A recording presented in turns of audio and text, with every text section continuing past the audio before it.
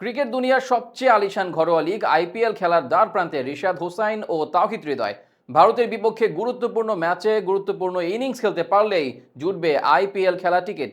আর এজন্য রিশাদ হৃদয়ের সামনে বড় সুযোগ হাতছানি দিচ্ছে। সুযোগে সদ্ব্যবহার কিভাবে করতে হবে সেটাই জানাবো প্রতিবেদনে। ভারতের বিপক্ষে যে বা যারা ভালো খেলে তারাই আইপিএলে সুযোগ পান।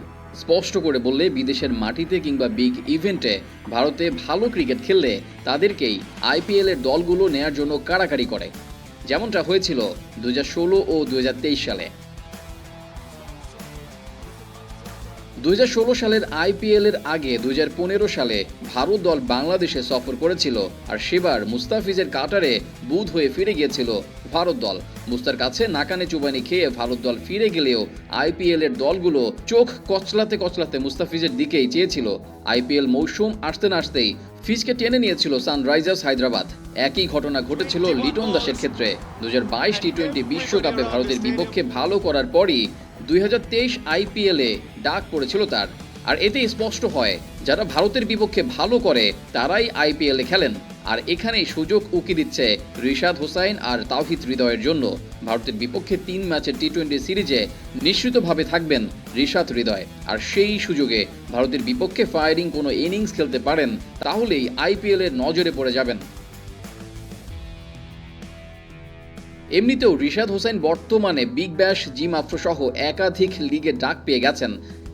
এক এক করে সেসব লিগে খেলবেন রিশাদ। তার দিকে ফ্র্যাঞ্চাইজি ক্রিকেটের আলাদা নজরও আছে। রশিদ খান, হাসারাঙ্গাদের পর এই লিগই দারুণ আলোচনায় আছেন।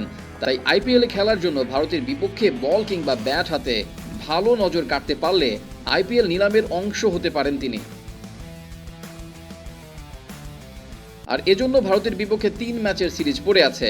ভারতীয় ব্যাটারদের পরীক্ষা নেয়া কিংবা ভারতীয় বোলারদের তুলোধুনো করে ভালো কোনো ইনিংস উপহার দিতে পারলেই নজরে এসে যাবেন রিশাদ। রিশাদের মতো সুযোগ আছে তাওহিদ হৃদয়েরও।